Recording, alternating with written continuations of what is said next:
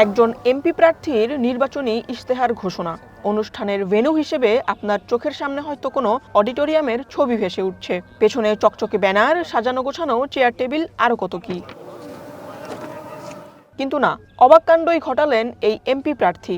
ইশতেহার ঘোষণার জন্য বসলেন ময়লার ভাগাড়ে, মলিন পোশাকে। নেতাকে ঘিরে কোনো স্লোগান উঠল না, কারণ তিনি সাধারণের চেয়েও অতি সাধারণ। মিজানুর রহমান। ইশতেহার পাঠ এমন একটা জায়গায় কেন, এই কথাটা আমাদের মধ্যে আসছে। চিনতে পেরেছেন মানুষটাকে? রাজধানীর সমস্যা কবলিত এলাকা জুরাইনের সেই মিজান। নাগরিক বঞ্চনার বিরুদ্ধে নিরন্তর প্রতিবাদী মুখ। আওয়ামী লীগের আমলে ওয়াসার এমডিকে ময়লা পানির শরবত খাওয়ানোর কর্মসূচি দিয়েছিলেন। ডেঙ্গু প্রতিরোধে ব্যর্থতার প্রতিবাদে অবস্থান নিয়েছিলেন নগর ভবনের সামনে। অর্থাৎ যেখানে অসঙ্গতি সেখানেই মিজান। সেই মিজানুর রহমান এবার সংসদ নির্বাচনের প্রার্থী।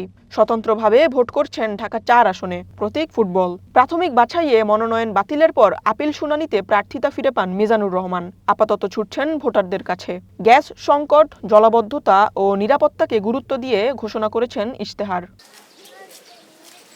সাধারণ ঘরের হয়ে কেন ভোটের মাঠে মিজান? তার মতে, মানুষ ও অধিকারের মধ্যে ফারাকটা শুধুই ক্ষমতার, সেটা তিনি ঘুচাতে চান। সাধারণের হয়ে কথা বলতে চান।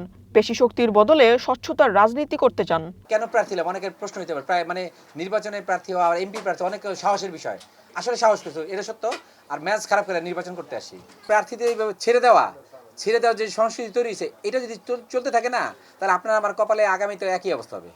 ভোট মানেই টাকার খেলা, কিন্তু মিজানুর রহমানের অর্থকড়ি নেই। ক্রাউড ফান্ডিং এর মাধ্যমে সংগ্রহ করা টাকা দিয়েই চলছে তার ভোটের খরচ। এক্ষেত্রে তার কৌশল, যত কম টাকায় ভোট করা যায়।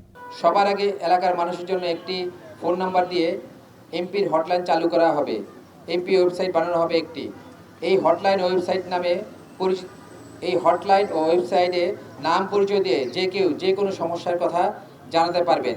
1 বছরের মধ্যে ওয়াসার পানির লাইন ঠিক করার ব্যবস্থা করতে জনগণকে সাথে নিয়ে স্বাধীন বিশেষজ্ঞদের দিয়ে ঢাকা ৪ এর পানির পরিকল্পনা প্রণয়ন করে পানির সমস্যার সমাধানের উদ্যোগ নেওয়া হবে। ভোটারদের কতটা আকৃষ্ট করতে পারছেন মিজানুর রহমান? নানামুখী প্রতিবাদের কারণে এমনিতেই এলাকায় তার পরিচিত মুখ।